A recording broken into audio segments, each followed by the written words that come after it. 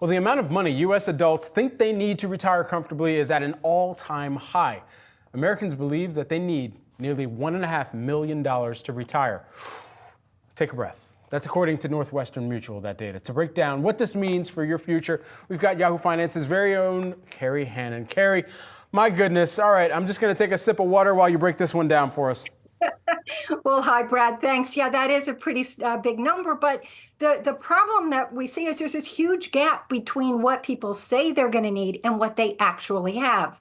Right now, they say the average balance is $88,400. Now, this is quite a chasm, I would say. And so people kind of have this number and they hope to get there.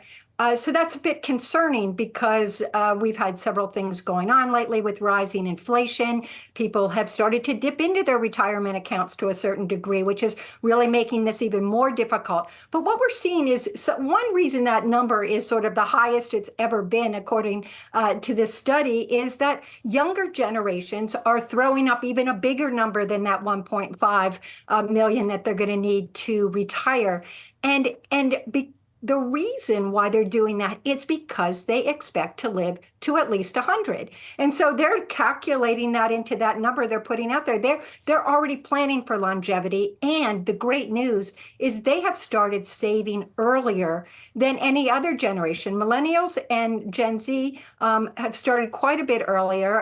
And say Gen Z in particular started around the age of 22 versus a boomer who started around age 37. So they've started earlier, and I put that down to auto enrollment. Thanks to 401k plans, putting people in there. Younger generations are starting to save earlier. That's super important for longevity, and I think we need to pay attention to it. One big gap that came out of this study is Gen X is really, the first Gen X is going to hit 60 next year, and they are scrambling. The number they said they needed is closer to 1.6 million, yet they have an average balance of around 109,000. So we really need to pay attention. And finally, Brad, I would say the one big concern that I saw coming out of this is a third of Americans have done nothing to change the course of this. They've done nothing to change the fact they realize that they're behind in their savings, but they've done nothing like as simple as doing a financial plan, running a retirement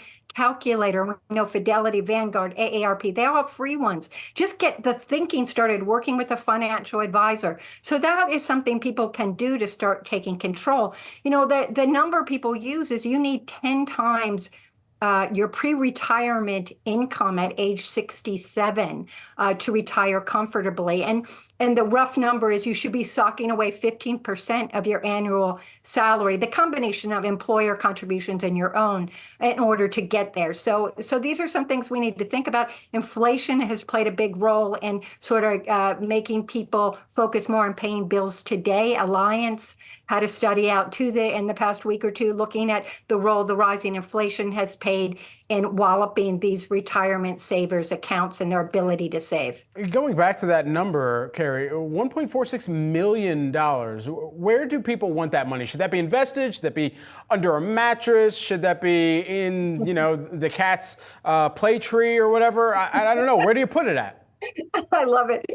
Well, it's got to be invested for the most part. But the truth of it is when they asked people what number it was, that magic number, they threw a dart, right? They maybe, sort of thought about the longevity issue, but I think it's a lot of dart throwing. But when you ask people what specifically they have right now, that lower number, that they did look at that. They looked at what they had in their 401k, IRAs, savings accounts, outside assets. And so that number is pretty accurate to what people actually have right now. And that's a red flag if they anticipate needing in the millions and more. And they haven't even thought about, and I always harp on this, Brad, but healthcare costs in retirement.